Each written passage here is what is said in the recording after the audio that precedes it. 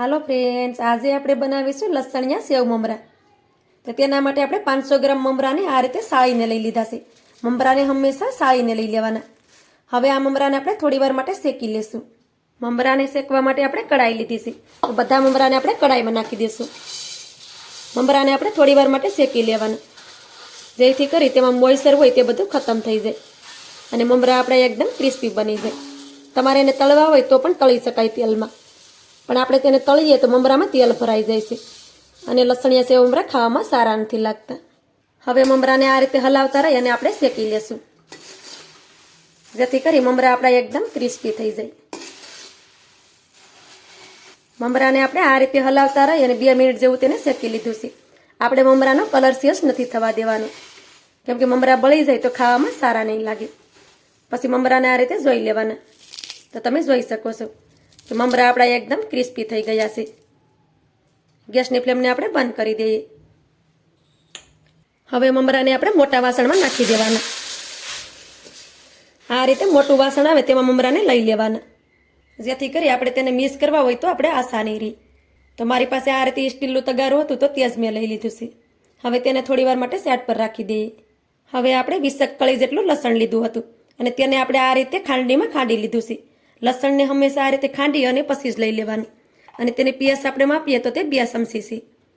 તો તેને આપણે મિક્સરના જારમાં નાખી દઈશું. લસણને હંમેશા ખાંડણીમાં ખાંડી અને પછી જ આપણે મિક્સરમાં લઈ લેવાનું. તેની સાથે આપણે 2 ચમચી ભરી અને કાશ્મીરી લાલ મરચું નાખી દઈએ. તે વધારે તીખું નથી હોતું.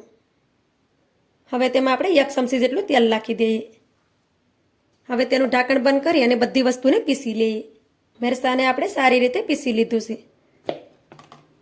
તો આ રીતે આપણે મરચાંની પેસ્ટ બની અને રેડી થઈ ગઈ છે, તમે જોઈ શકો છો. હવે તેને એક પેનમાં કાઢી લઈએ.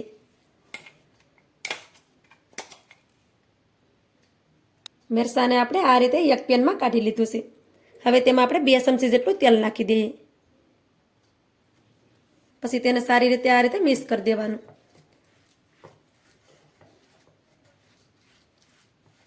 તો મરચું આપણું તેલની સાથે સારી રીતે મિક્સ થઈ ગયું છે.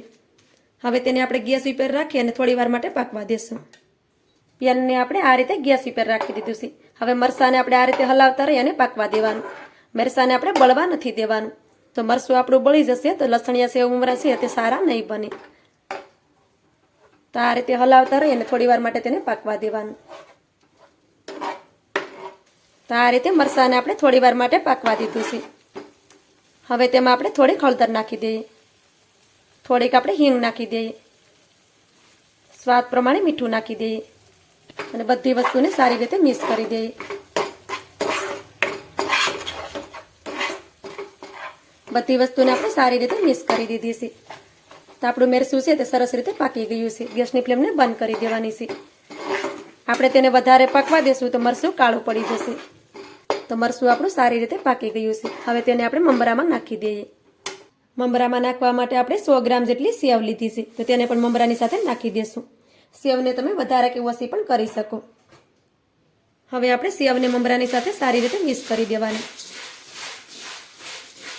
તમારે આમાં શેંગ દાણા અથવા તો લીમડાના પાન નાખવા હોય તો પણ નાખી શકાય. સેવને આપણે સારી રીતે મિક્સ કરી દીધી છે. હવે તેમાં આપણે મરચું નાખી દઈએ.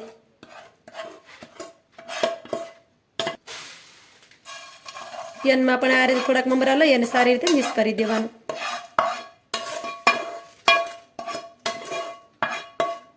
પછી તેને પણ આ રીતે નાખી દેવાનું, કેમ કે તેમાં મરચાંની પેસ્ટ લાગી હોય તે બધી સાફ થઈ જાય. હવે આ બધી વસ્તુને આપણે હાથેથી મિક્સ કરી દેશું. આ રીતે હલકી હાથે મિક્સ કરવાનું.